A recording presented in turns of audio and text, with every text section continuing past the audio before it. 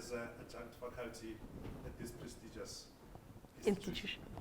As most of you shall know, Effie Worldwide stands for effectiveness in marketing, shining the spotlight on creative ideas that work and encouraging thoughtful dialogues about the drivers of marketing effectiveness.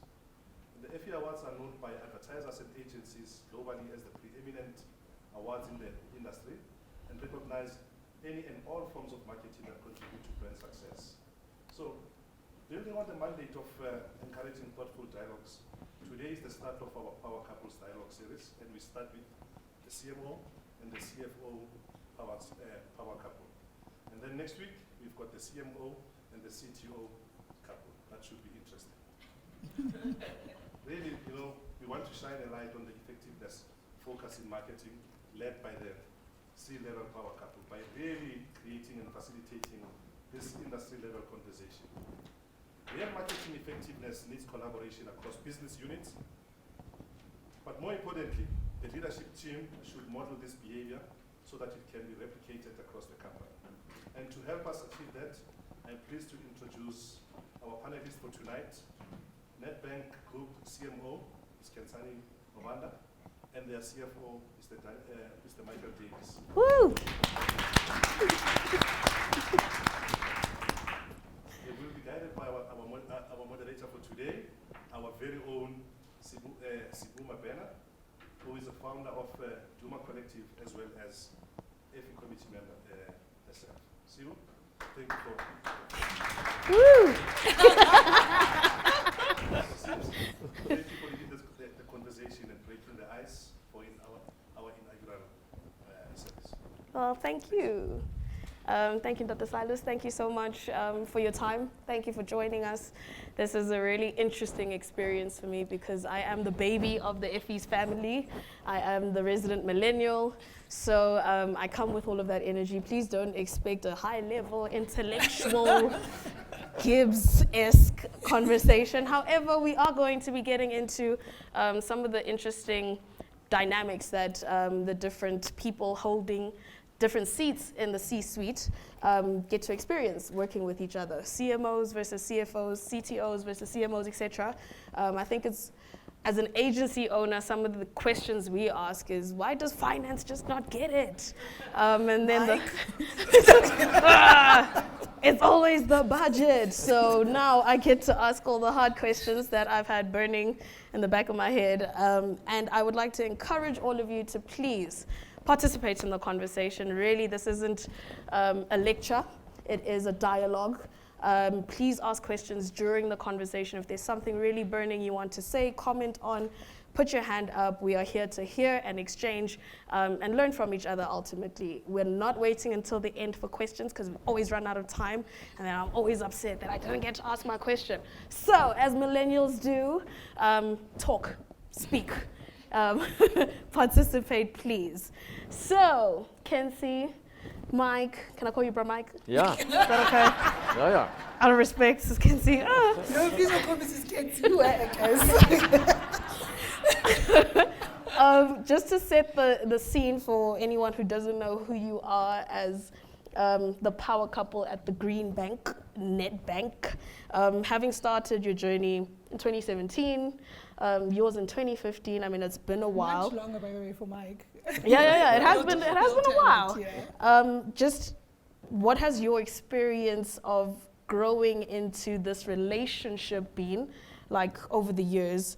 And what are the most interesting insights you've developed from experiencing each other's functions in relation to what you do in your job? I'll start with you, Kenzie. Okay, cool. So, I joined Nedbank in November 2017, and I joined Exco in May 2018. And when I joined, Mike was already on Exco. At that time, he wasn't our CFO, he was our group executive for balance sheet management, and if you know balance sheet banks, right? So it was a very important job. But I always actually reflect on this, and I told Mike this actually. You can imagine, when a lot of people who know me, I'm very chill. I wear sneakers. I throw in F's here and there and stuff, right? And when I joined Exco, I have to be honest, Mike was actually one of the most warmest, welcoming people for me. And I hadn't been at a bank for that long, right? I think I've been in the bank for 7 months before I got promoted.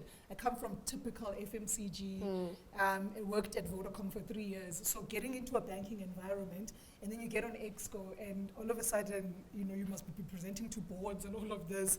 And to have people that felt like, and I didn't know at that time, but he felt like a guy who I could count on. And I think that's quite important in the relationship, because there must be, before you even get to the work, you don't have to be friends, but before you even get to the work, there must be a level of just connectivity. Yeah.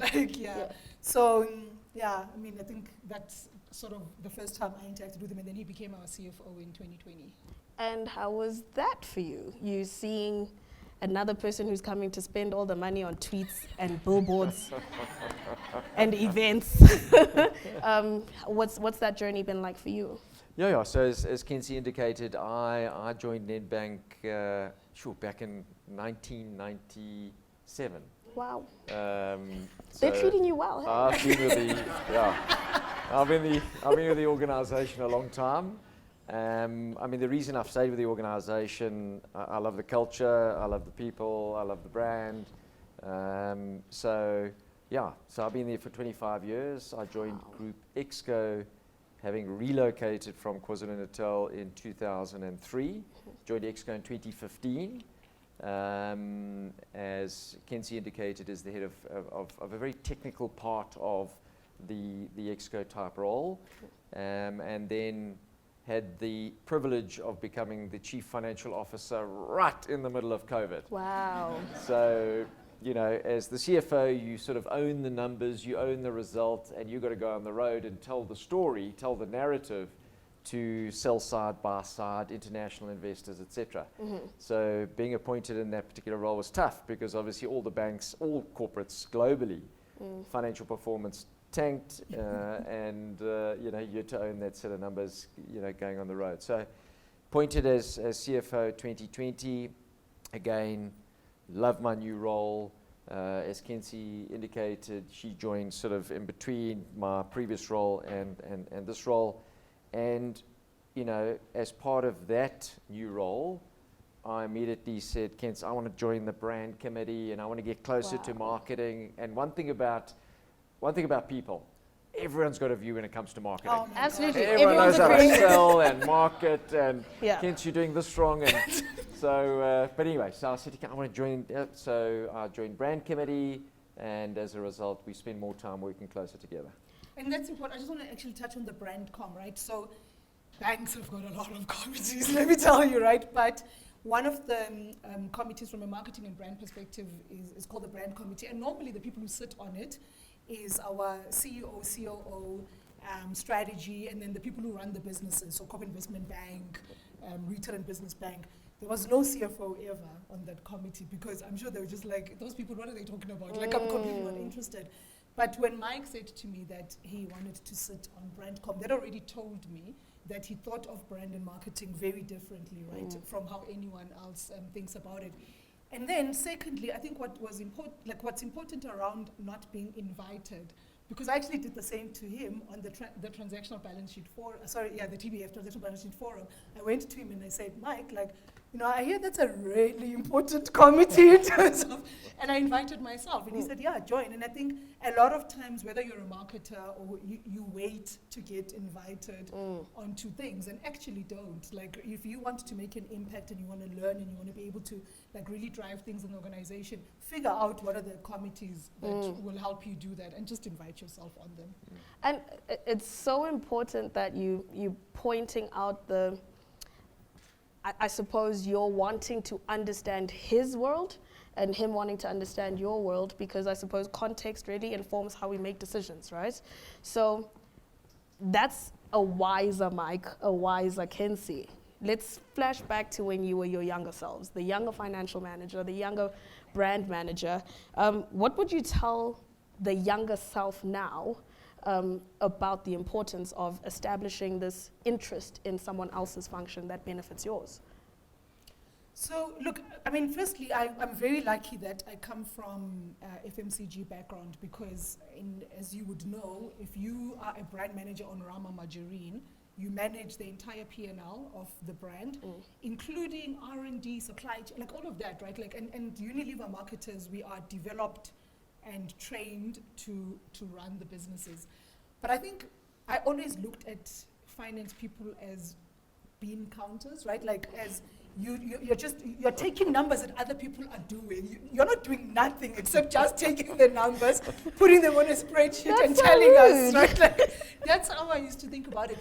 And that's such an unfortunate way to think, because if I reflect back on it and I look at Mike's impact at Nedbank, actually finance people can be growth drivers. So it's not like they wait for everyone else to do something, but they're actually the ones who can decide and recommend, like, that this is where you should spend your money to drive growth. I mean, we said it to you earlier on, SPT2, right? So we've got Yes, something called SPT targets exclamation mark. and you can like speak a lot more about it, which is really around our strategic portfolio and where we spend our money and where we want to grow, like those sort of decisions.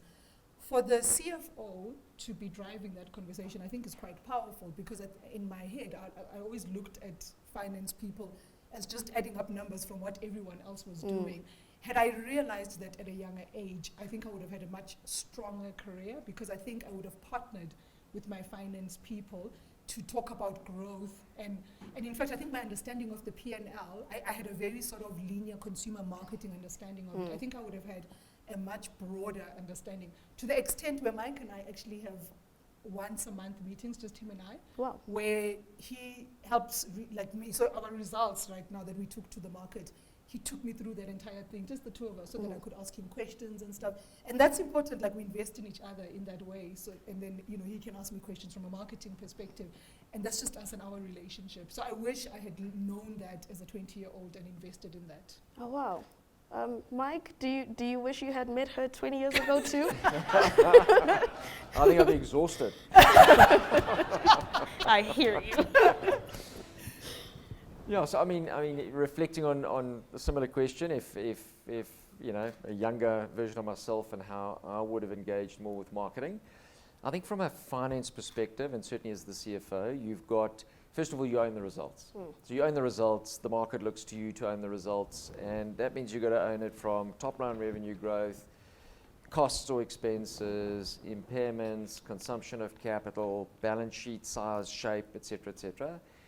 And you know, one of those very important income statement lines is the income statement. I mean, in the income statement is the expenses line. So when you get into a conversation around who needs money for costs or expenses, and marketing is an area that consumes equity or capital in the form of costs, you know. It's an investment. Yeah, so do we look at it as a cost? It presents as a cost, but obviously to the extent that you can leverage that into value creation, it is an investment. So I and the finance community needs to be able to work better with the marketing community to understand, if we're going to deploy capital into X, how do we best reflect or leverage that spend into some form of value creation? And is it short-term or is it long-term? So a short-term spend needs to translate into something quite quickly, or is it more a investment that is more broad-based in growing the brand that presents in value creation at a later stage?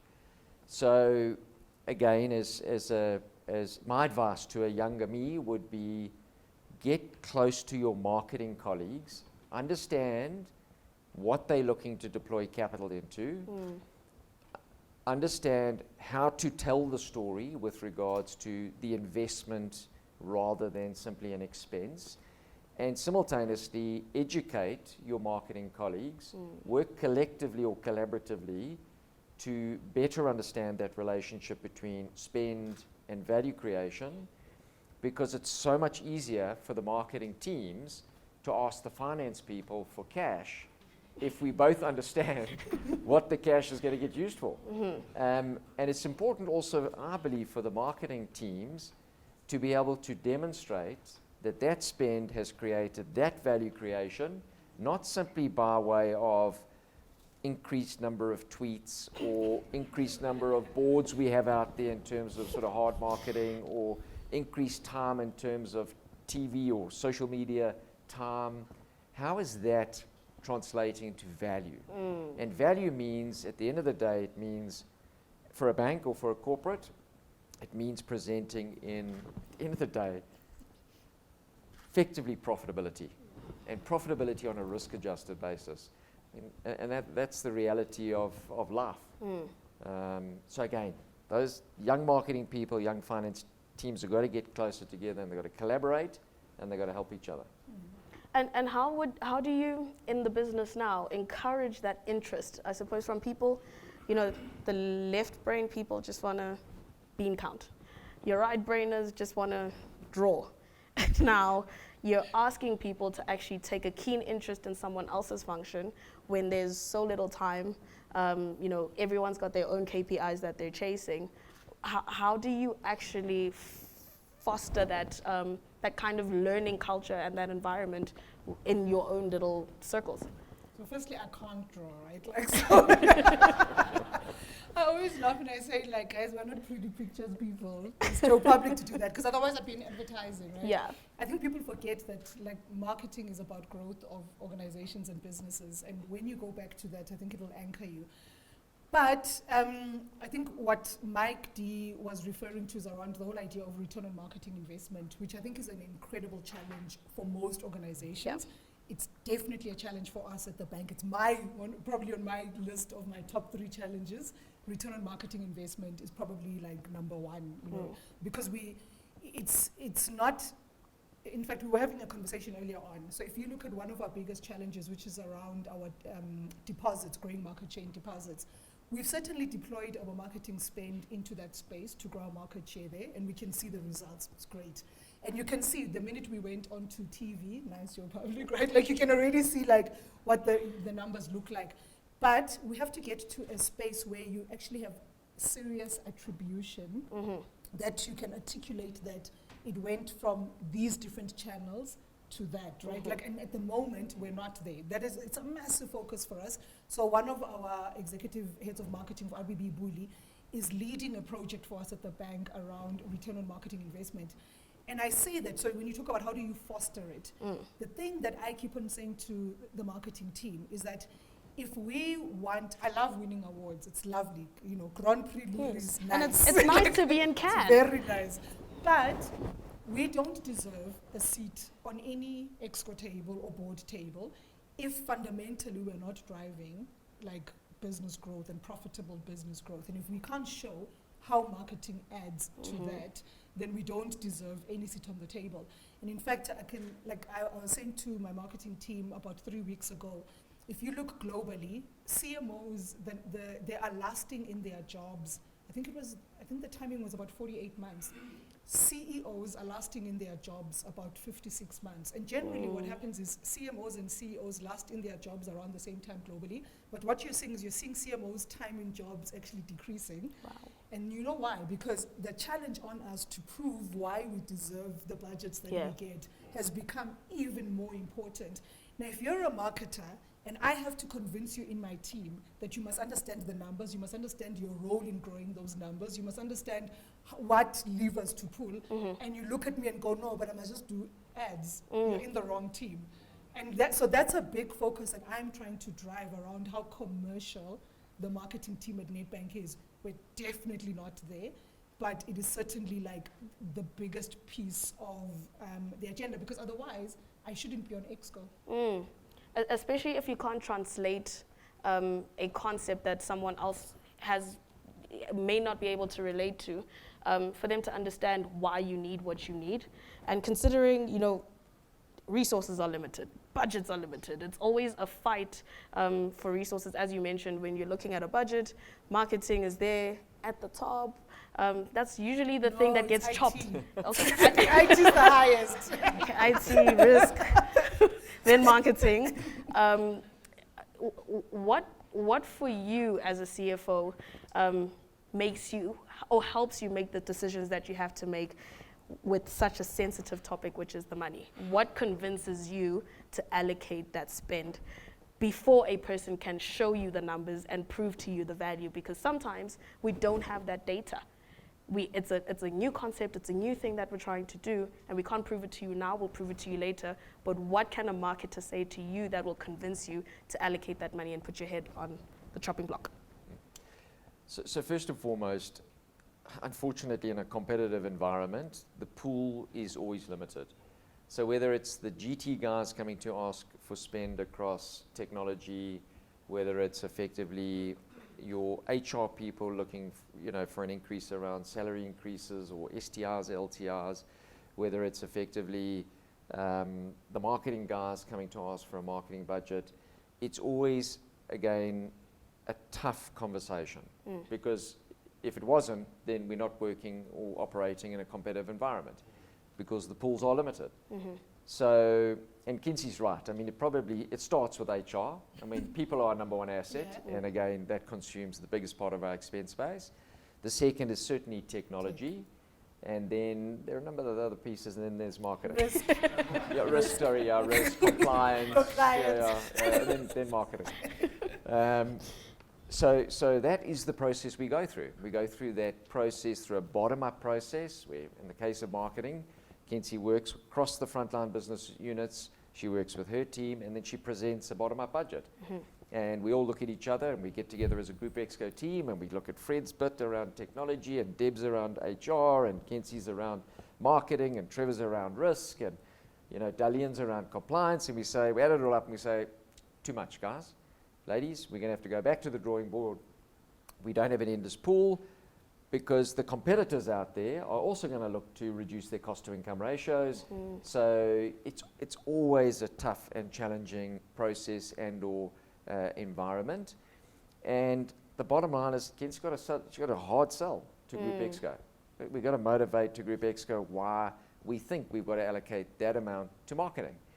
And my advice is back to where this conversation started, and exactly what Khensani said in terms of her number one objective. Exco, the board, will look for value creation for the spend that you're asking for. And that's where we've got to be able to draw the lines, the clear line between, if we spend X, we think it's going to give us the following client number uplift, cross-sell metrics, whatever it is, that translates into real value creation. And that's got to translate into bottom line profitability. When it comes to the distinction between short-term profits and long-term investment in the brand, we recognize that sometimes we're going to have to put money behind something that's not going to pay back or give us the payback now. It's something that's going to give us the payback over time and building out that brand. So we've got to be able to recognize long-term value creation versus short-term value uplift or value creation. And the bottom line is, you might spend and build the most magnificent brand over 10 years. But if you can't afford it in the first 9 years, you won't be around to enjoy the brand in 10 years' time. So it's always that compromise, short-term profitability versus long-term value creation. And my advice, we've got it. Khensani's number one objective at the moment. How does she keep drawing a very tangible line between spend or investment, value creation, short-term, long-term? Then it becomes easy. And by the way, like if you look at so we're in business planning at the moment. Yeah. And if you look at the two conversations we've had on marketing, I've changed tact, right? Because one of my jobs is to teach people how to understand how marketing creates value. So, Mike, I hope you remember when we did that. Because the team came in and presented the marketing funnel, taking from building awareness, which is all the lovely sort of advertising stuff. And then we brought in the digital marketing team that started to speak about, then we bring in leads, and then got it down to our digital commercialization team, which sits in marketing, that started speaking about. And then here was what we then got from Gold Credit Card, right? So you actually have to teach people to understand the matrix that drive business. You can't just expect them to just know. You'll be surprised. Whilst everyone thinks they know marketing as in, I don't like that ad. That's what they know, right? But they actually don't. We were having a conversation earlier on in another thing around how does Google make money. And I had a lot of engineers in the room, and they think Google makes money just because people go search. I was like, no, Google is an advertising company. And when people understand those matrices and how marketing works, beyond just a lovely app. But you have to teach them. People don't know that. They thought Google going into driverless cars. They think Google going into driverless cars is about licensing the software for driverless cars. No, Google wants you to sit for an hour not driving so they can serve advertising to you. And actually, if you look at how much they're going to make from that, it's going to be incredible. And I had engineers sitting there thinking, but you have to teach people to understand the marketing matrix that matter, that really will impact business. And then they must hold you accountable for those matrix over time. So that's part of my job as well, is I'm trying to get both the board and the exco to understand the marketing funnel and what the different levers we use to be able to then get someone to have a Nedbank Gold credit card, which you must all get. Yeah, spoken like a true marketer. And it all sounds so possible. It all sounds so romanticized that, the relationship is amazing. You go around teaching people, then they understand, and then they give you what you want. But take us into the more difficult moments. What can you share with us that someone else can take from that was a really difficult fight for you to get over the line, and then when you won the award, you were like, yeah, but I told you. Look, I think the brand building stuff is difficult because it's more difficult for people to understand that building a brand in the long term actually sets up the organization for growth. In fact, I think digital marketing has helped us. People can quickly understand that, someone clicks on the banner, there's a link, and then they fill in their details and someone calls them. And so people understand that a lot quicker than the thought of, actually, when you build your brand, you set yourself up for future growth and future success. It might not all happen now. And I still gripe about the brand budget itself, because I still feel like a lot of the stuff that we do still sits very much in the sell bit, right? Yeah. Which is, but I think, so that for me is always like the difficult part. And then also because I believe that creativity drives business growth. So trying to challenge the organization to do more creative work, has been significantly why are you making movies? Yeah, exactly. Like when we did the Secrets campaign. But again, it becomes a flywheel, right? When you get something right, you get more trust. So I know, for example, that when we take work to BrandCom, so we've got a brand campaign that we're working on at the moment that's launching in October.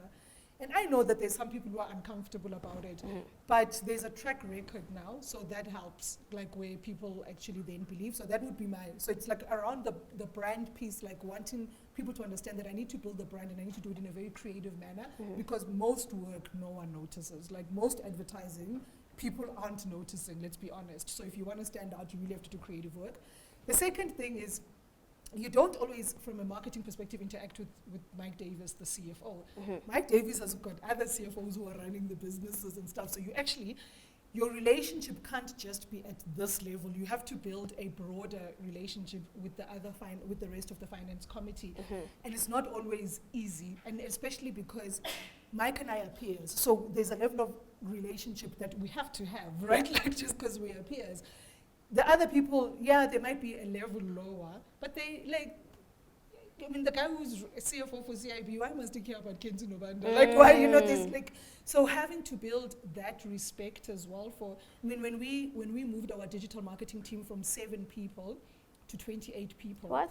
I needed the CFO community to buy into why that was important and why we had to do that. And I found that challenging, because it's easy to just talk to the one person I sit on Exco with. But when I have to go to now broader and, that I have found, challenging. I complained once to Mike. I said, your CFO was but again, you keep at it and you show your value, and over time, you start to build respect and trust. And for you, Mike, when she complains to you, to say on WhatsApp, emoji, what is your next step, considering that you're now serving so many centers of power? You've got your CFO team that still need to look up to you as their God, that yes, he gets us, but then you've got your peers who also need to feel like, yeah, he gets me. How do you balance all of the diplomacy? How does that work for you? So first of all, when I get those WhatsApp, I ignore them. Just let it blow off some steam and then, but you know, I need my head of GT, I need my head of marketing, I need my head of HR, I need my head of compliance, I need my head of risk. They all play such a valuable role in generating the financial commitments that we've made to market. And I need their support when I go on the road to tell the narrative or the story with regards to Nedbank delivering on its strategy and the strategy and the execution thereof, how it translates into effectively the financial performance we've committed to deliver to market. And you know, one of the ways, I mean there's many ways, but part of that narrative is I need the marketing story to align with the narrative. So, and I get an opportunity to talk to the press, I get an opportunity to talk to, as I said, sell side, buy side, I get an opportunity to talk to investors, but I don't get the opportunity to resonate with the broader South African population. Only the marketing and the branding of the organization makes its way more broad-based into broader South Africa. So I have to work with Khens and her team. I've got to encourage the CFOs, and we've got to effectively get my finance community to buy into what the marketing team's selling on a very disciplined basis, because they can be quite loose at some stages. So you've got to bring them back in terms of, you know, these are the guardrails, this is how much we've got. So I know you guys want to spend that much, we're going to bring it back to here. And we've got to very carefully agree as a finance community and as a marketing community how we best spend that amount of money to tell and support the narrative of delivering our strategy and therefore delivering our financial performance. So it's that collaboration. And Kenzie's right, the finance community can be hard because they look at the purse strings. Yeah, if it doesn't make grants, it doesn't make sense. If you don't deliver in a financial cluster or a business, everyone goes straight to the financial officer. I mean, you own the numbers. So when you committed to deliver X and it's not X, X minus something, you got to own it. You can't go back and say, well, the marketing guys overspent, you know, which they typically do. But no. But do you actually plan for that? Do you? 100%. Is it that history has proven that she said she wants 10 rand, but she'll come and ask for 12. No, we don't entertain. Now, that was a joke. We don't entertain the overspend. No, there's discipline around all of our expenses, and there needs to be. It's a huge number. We spend 37 billion rand a year in running Nedbank. Wow. I mean, you get that wrong by 1%. You know, that's 370 million rand. Wow. So we've got to have discipline in the room as it relates to effectively spend, top line revenue growth in the form of non-interest revenue, net interest income, the cost of risk, etc. And the finance community is responsible for that. So they do drive a hard deal, but they own the numbers. And really it's around pulling the marketing team closer, understanding if those are the numbers, where do we best spend it? And my sort of pushback to Khens is that the world is evolving so quickly, particularly as it relates to technology. There's got to be a cheaper way to market the brand. How? Through these devices. That's not where I was expecting you to go with that. No, but, so at the last board meeting, I don't know if you remember this, one of our board members, Mansika, asked me, what if we doubled your budget? Like, what would you do? I mean, I should have said yes, but anyway. Did you say no? No. I said, actually, but this is the bit right around, I think sometimes as marketers, like, we're not there to spend money for willy-nilly. Like, that's not, there's no way you sit on the executive committee of any organization if you're not committed to the growth of that organization and managing costs and all of that. Indeed. You're part of the team that's running that business. So you're not just, spraying, the world doesn't work like that. And I said to her, our issue at Nedbank isn't about how much the marketing budget is. It's how efficiently and effectively we are spending that marketing budget. So I'm with Mike. I mean, it doesn't mean you must reduce the marketing budget, but for the money that we have, we must be able to show better, like more effective sort of ways of spending that. I must be able to show results, right? Like proper attribution that says, based on what we did, this is what has happened. And like maybe two things I actually just want to mention. I think going back to the CFO guys, again, if you are committed to the organization you work for, you understand the organization's challenges. So when a number goes out from Mike D that says costs can't go up above 5.1%, why must I go in with a 7% increase in the marketing budget? Like you were not in the same meeting. Do I live in? Like, am I not? So when I actually went to the CFO forum last week, there was no question on my budget. Literally, it was like nothing. And I mean, there's a guy, I'm not going to say his name, but like he's normally he literally was like, fantastic, marketing budget. There was no question because I understand the environment, the context, what we're trying to do. Why would I walk in with a 7% increase budget when we've been told 5%? And I can tell you, my other peers did. So I'm just saying. You can tell she's the star student now. Favorite child politics, yeah.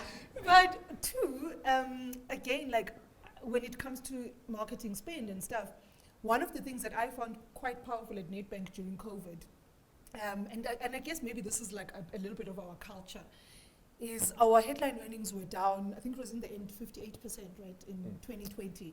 Our marketing budget was actually only down 20%. And that's because we made the call to say, based on 2008, where the brands that went dark in 2008, when they came out of the financial crisis, came out weaker than brands that continued to market and advertise.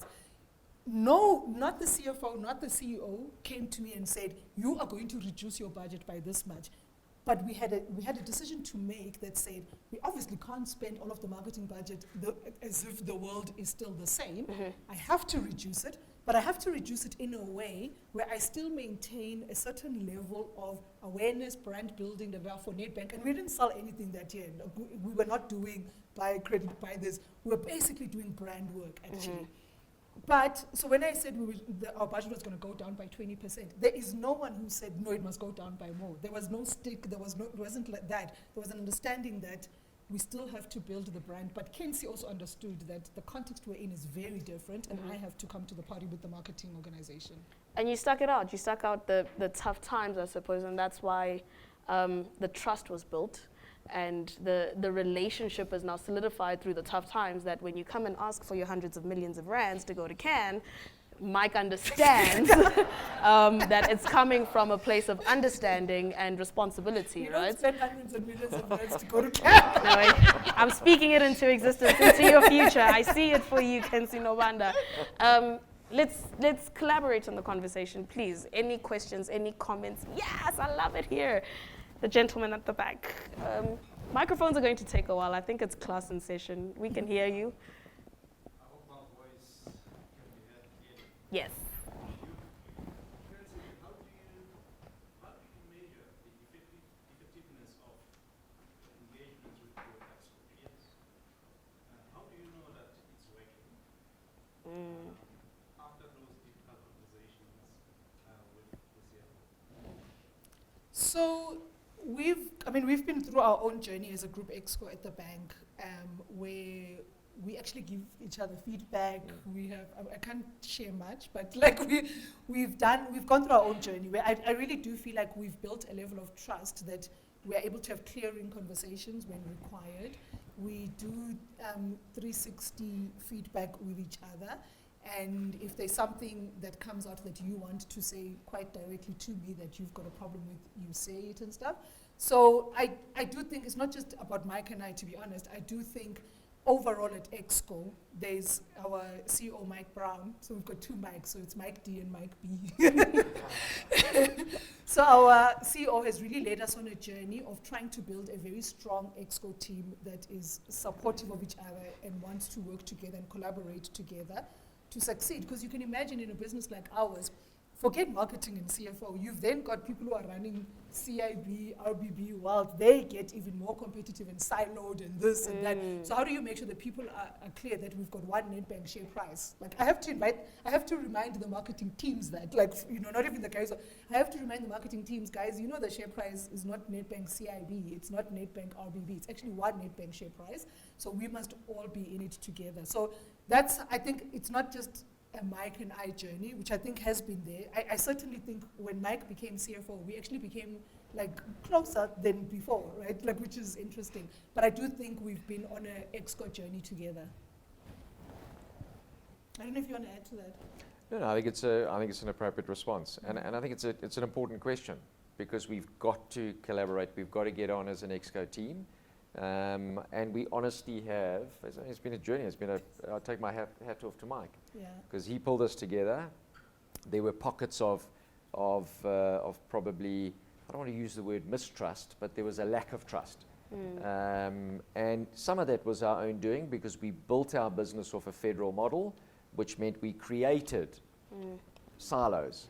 So if you're running CRB, you run CRB. So then CRB says, well, I'm running CRB, give me my budget, leave me alone. And then Khensani's trying to run a group-wide marketing budget, but CRB wants to run its own budget. So that creates problems.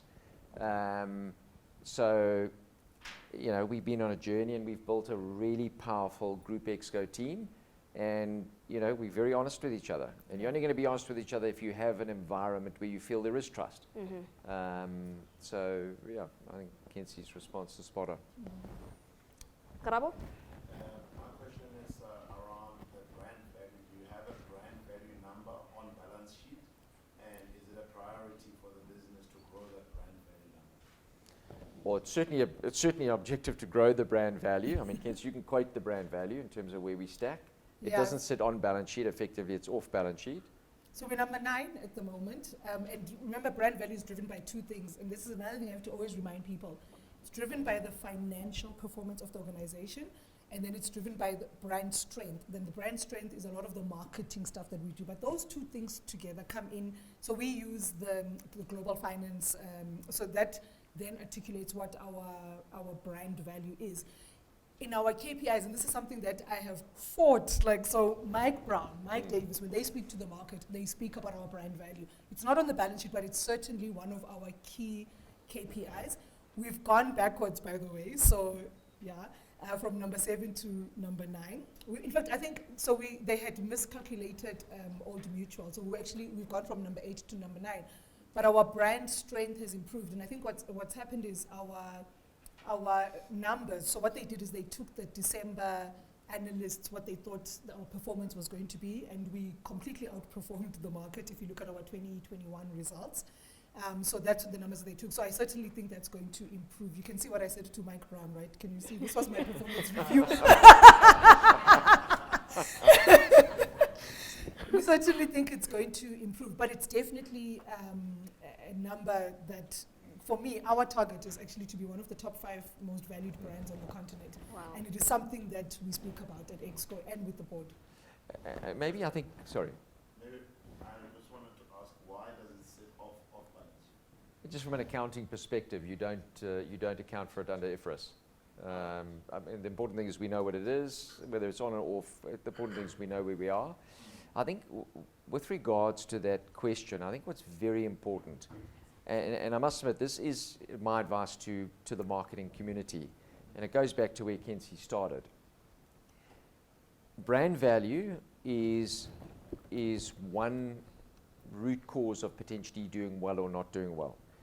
What we do, and we've identified pockets of value creation where we believe we subscale and areas we want to grow, and we've looked at it and said, well, why do we think we subscale?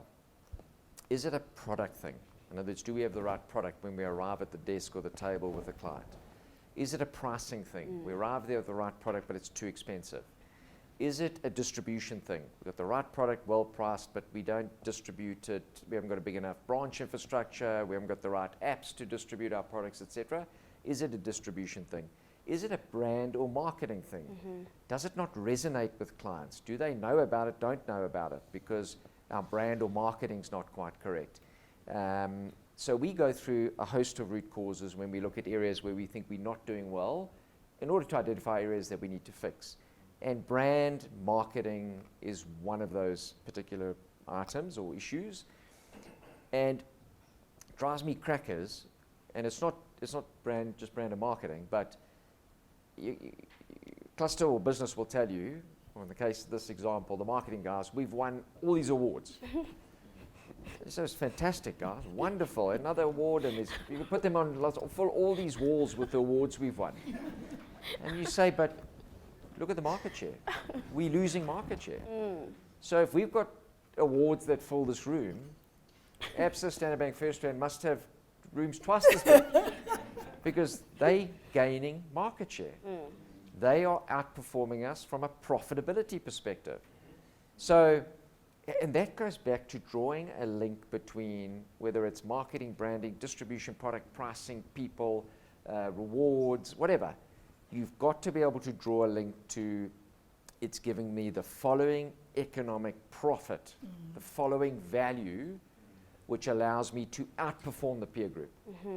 Because I don't want to hear about another award, unless you can tell me. Mike. Unless you can show me and tell me it's translating into us beating the peer group. And that's what's so important. So as marketers, get hungry to identify what does that award represent and how is it creating value. And by the way, on that scorecard, I remember the first time I saw it. Remember, it had reds and on marketing. And again, you can't just allow people to be the one, like they must just run around rating you. You must own that, right? Like, and this is part of the reason I decided I'm actually joining this transactional balance sheet forum that's deciding what color marketing is.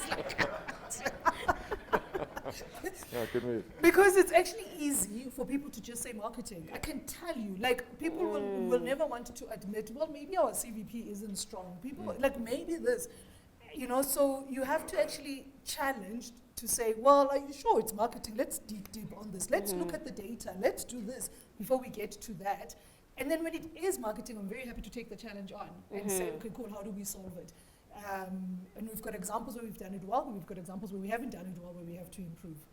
And how do you avoid that? I hear the culture that Mike B has created of honesty, but how do you avoid coming across as someone who's throwing the next person under the bus to say, your product is actually not good, we are struggling to wrap it in a beautiful bow? Yeah? We need more of that. We need more honesty, more, I don't call it throwing people under the bus.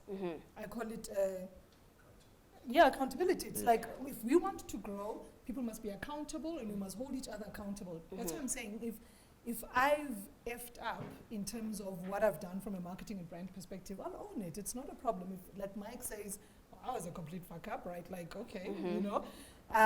But we should be able to do that to each other. And by what Mike Brown has done for us, he's created an environment where if Mike D challenges me, I trust that he's not throwing me under the bus. He is challenging me for the good of Nedbank and our growth. You need that. Agreed. And for you, Mike D, have you ever felt like people are blaming their problems on you to say, they never give us enough money, they didn't. That's already out there with regards to marketing. No, again, it goes back to that level of trust. And it's if you want to run a successful business in a competitive environment, you've got to have A, accountability, and B, you've got to learn to have honest conversations. So By the way, remember the ad, the toilet ad? Yeah. Do you remember it? You told, remember you it said to me, he said it was crap. In the And toilet. initially I was like, I'm ignoring Mike. And then Kiko said it was crap. I said, hey, maybe it's crap. And I mean, I think we literally, I think we were about to film, I think. And I had to call poor Candace. We were like, stop the ad. So, but I never took it personal. Yeah. Like, so, sorry. No, it's a great example. Yeah. So either you have the honest conversations in your own boardroom, or you know what, you won't be around because the peer group will outperform you because they're having the right conversations.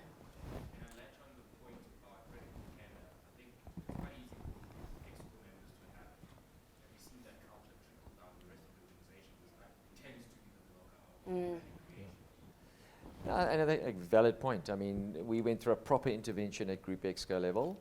I mean, if I just take the finance community, so again, given that federal model, we've got financial officers that run businesses. I've got a financial team, amongst others, that then aggregate, consolidate, and bring that together from a group reporting perspective. And I've worked extremely hard at the dotted versus solid reporting lines.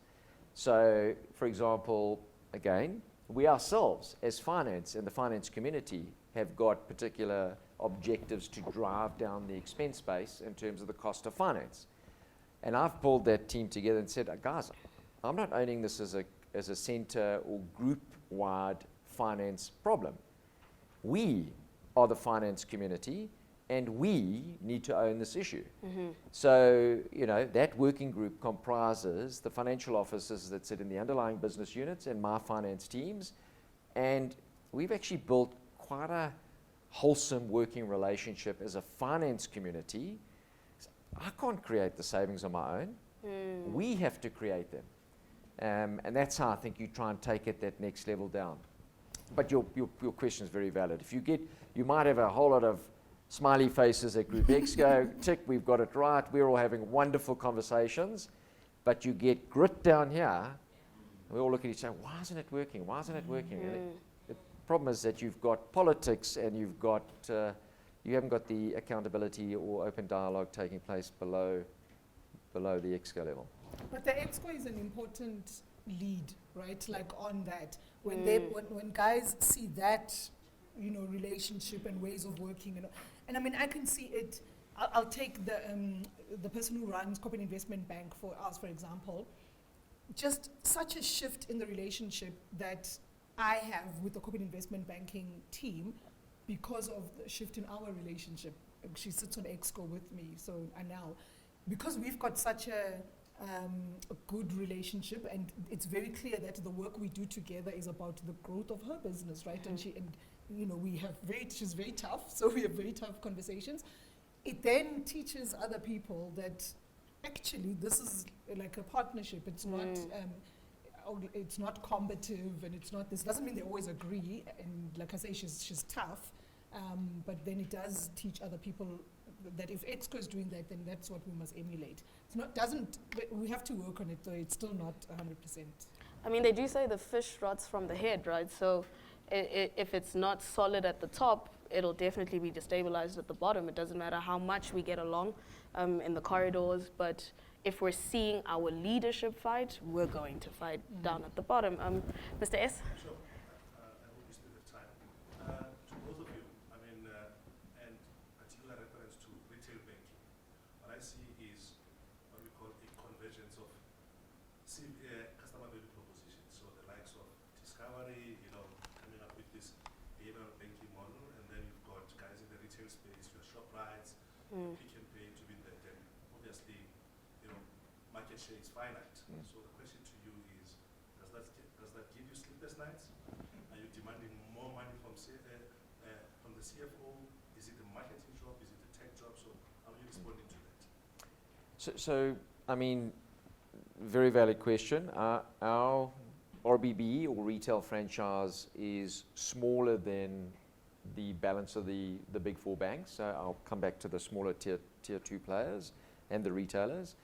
So if you think about Nedbank, Standard Bank, FirstRand, and Absa, and you think about where we came from, we ended up being, call it a 60-40 split between corporate banking and retail banking, whereas Absa, Standard Bank, FirstRand are the other way around. They 60% retail and effectively 40% commercial. I mean, it's not an issue, but that's just the way we are. As a result of, again, our brand position, our distribution franchise, the fact that we're a big four bank player in South Africa, we believe we need to right-size our retail or RBB franchise. So we are running hard in terms of, first of all, around tech in the digital transformation of our organization, and that we spent 10 billion rand over the better part of 7 years building out and transforming the organization to effectively a broad-based digital organization. At the same time, we recognize the need for a branch infrastructure because we will always have clients that will still prefer to engage face-to-face. But whilst you spend tech, while you migrate your client base towards, these sorts of channels, and, you look at any digital metric, everything's double, triple-digit growth. And COVID was a big catalyst for that, because all of us learned we prefer banking on these devices or on the web, and COVID was the catalyst. As a result of that migration of our client base, we're looking to effectively take costs out the back end around effectively reducing branches, branch floor space, real estate, corporate real estate, people, et cetera, on a natural attrition basis, taking costs out the back end to pay for the tech in the front end. But as that digitization is taking place, the experience the client is having with Nedbank is so much better. So we've moved to a number 2 position from a Net Promoter Score. We've moved to a number 2 position from a net social media sentiment perspective as a result of that experience of Nedbank. And that is resulting in us growing main bank clients and lifting the levels of cross-sell. It means more people want to bank with Nedbank, and we're doing more with our client base. So we're looking to grow and right-size our retail franchise. And again, marketing plays a big part of that. So it's tech, it's marketing, it's distribution, it's all of that. With regards to the reference to the peer group, we always operate in a competitive environment. But given the fact we're right-sizing, we do have an opportunity to gain market share.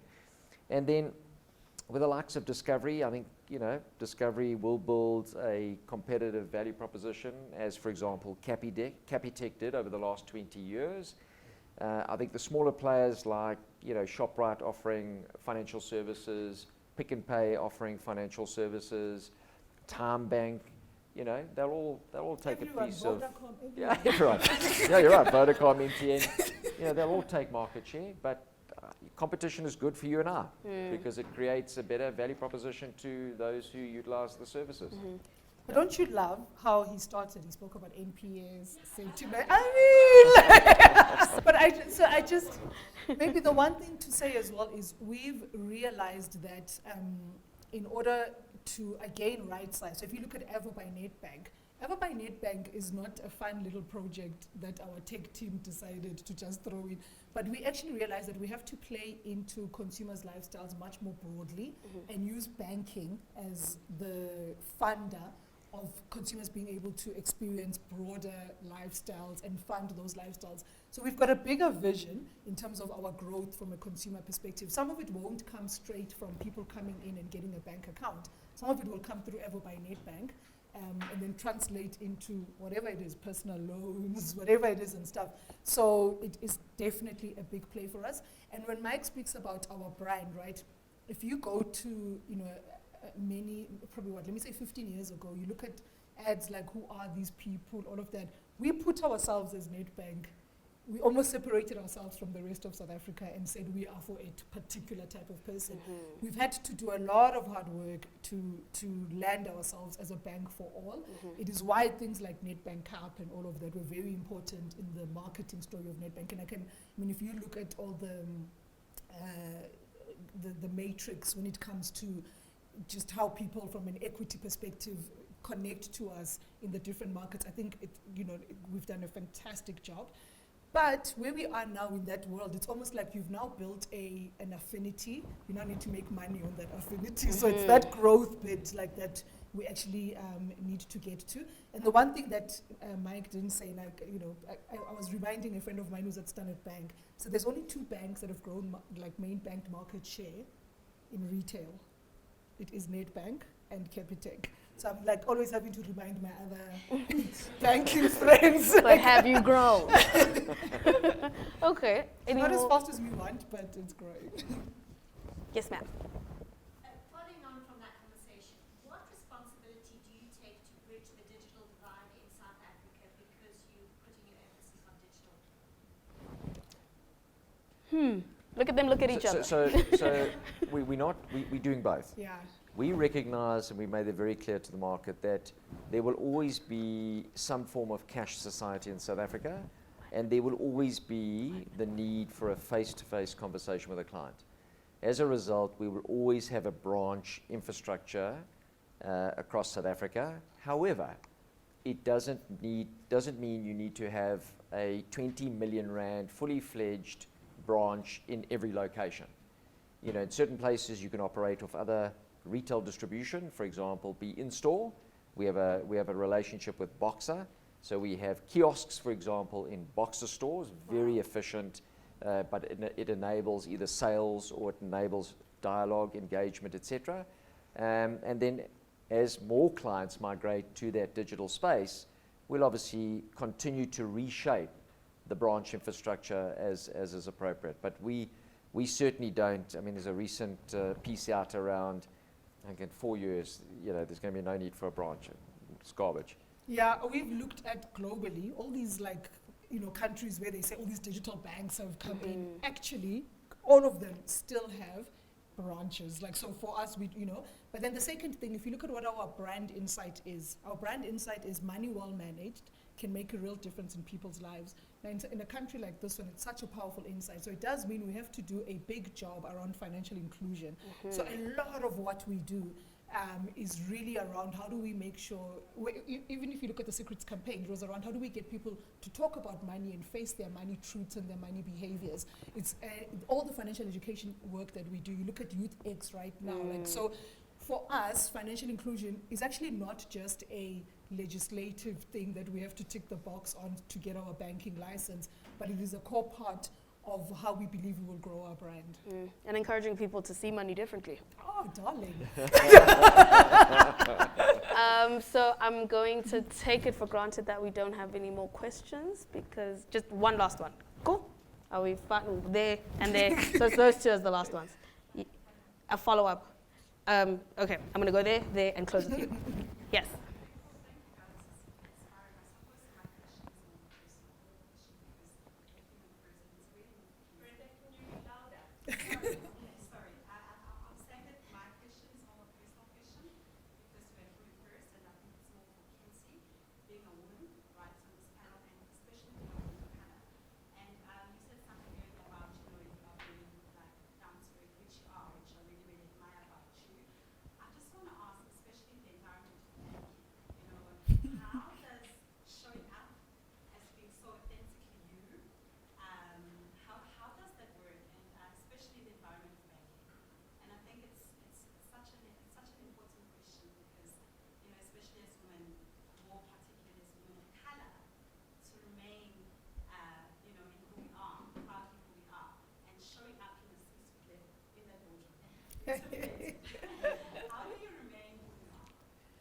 Yeah, I think, so one of my biggest values is authenticity. So you've just hit me in my heart.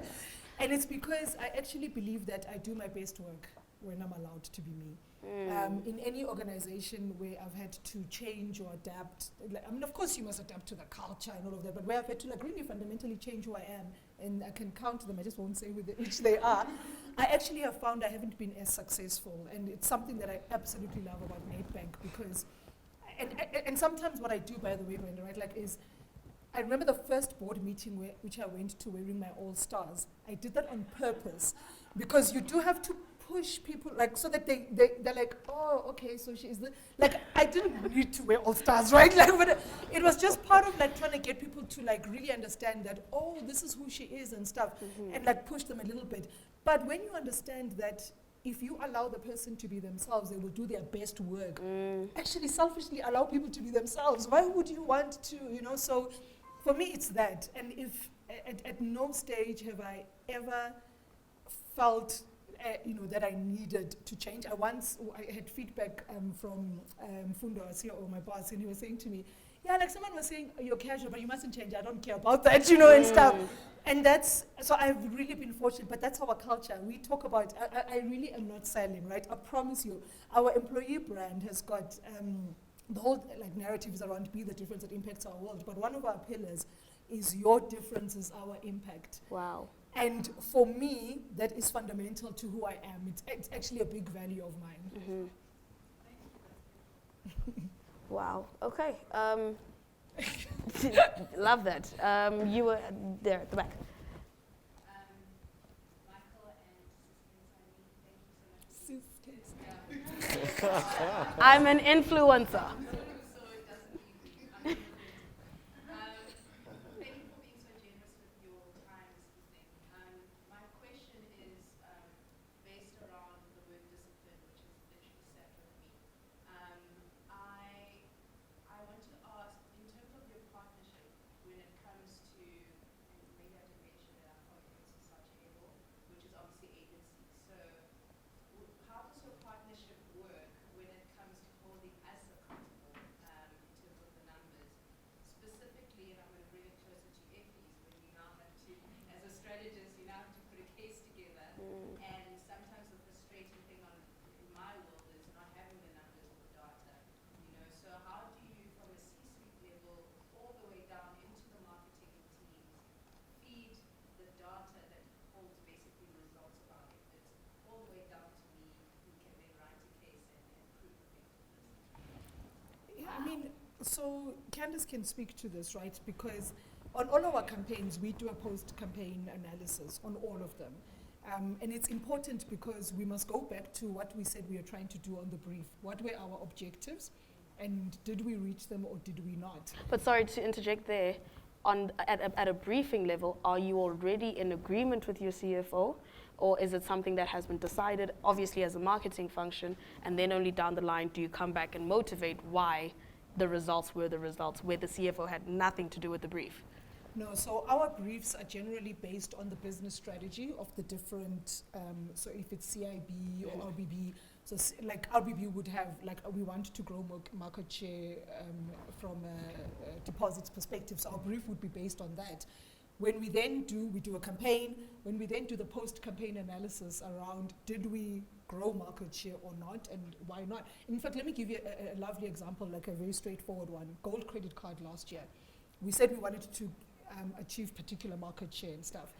At the end, we actually didn't. When we then went into the post-campaign analysis, it's very easy for people to say, well, the marketing didn't work. But when we went down the marketing funnel, and I'm trying to teach people, I know marketing funnel feels old, right? But I'm trying to teach people to think very clearly about the different levers that you use to do different things. What we found was, on getting people into the funnel, we had lots.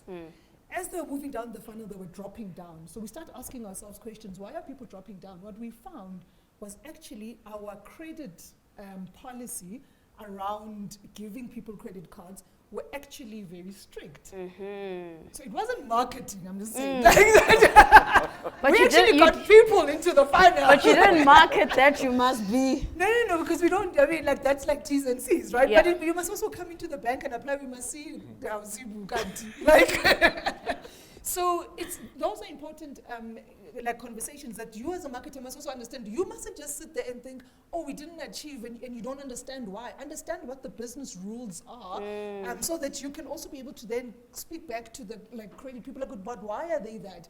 Why shouldn't we be easing them or not, or this or that? That helps you also have those. So we always have like a PCA, and I'm really driving the marketing teams to just understand that funnel to an actual loan, like you know what happened and why didn't it happen and stuff. So for me, that's what I would say. And I mean, the agency knows. I'm incredibly fortunate with Joe Public, by the way, that so I had I think it was 3 years ago at the Luries. I think we were sitting somewhere and I was like, none of these agencies, we've just released our media results. None of these agencies have called me to ask me about the results. So and then they come and want increases in their retainers. But they don't care about Nedbank's results. No one has said, Khensani, how can we help? How can we do that? Certainly Joe Public is not that. I mean, you look at the results we released recently, Gareth, Pepe, like I got phone calls to say, this looks fantastic. What are the areas which are difficult for you guys as an organization? That makes me feel like you're my partner, that you're invested in Nedbank growing and not just in Joe Public growing. And you need to show your clients that. And since then, it's still Joe Public. That's why. If anyone's wondering, that's why. Because they're invested. And our final question of the night, yes. Thank you very much for giving me the final question. Because I wanted to ask you, from tonight, is there anything that you've learned from each other that's quite surprising? Wow. Wow, because have Quite you had this surprising. conversation?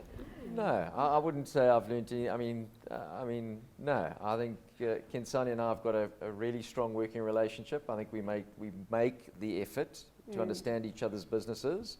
We understand the partnership that we need from each other, certainly from our side in terms of, again, how the brand builds out the potential for value creation and effectively how we tell the narrative into the broader market. And I mean, you could see by Kenzie's demeanor and behavior, she's very frank and honest. So if she's got an issue with me, she'll raise it with me, and I'm the same with Kens. And I must admit, I actually quite like being involved in Brandcom. Yeah, he I does. like the idea of, the full value proposition. So I haven't learned anything tonight. Yeah, I think it's just been nice to reflect on it, because you don't, like, you just do every day, and you don't, so I think that's been, fantastic. But it's also nice, Mike is like a really different CFO, because he actually is quite, he's quite brave, to be honest, like, versus, and when I say that because there's been a number of times where I've taken work to Brandcom, where other, like, people on the committee, so if you remember the work we did last year with, like, the fake advertising, right, the perfume, blah, blah, blah.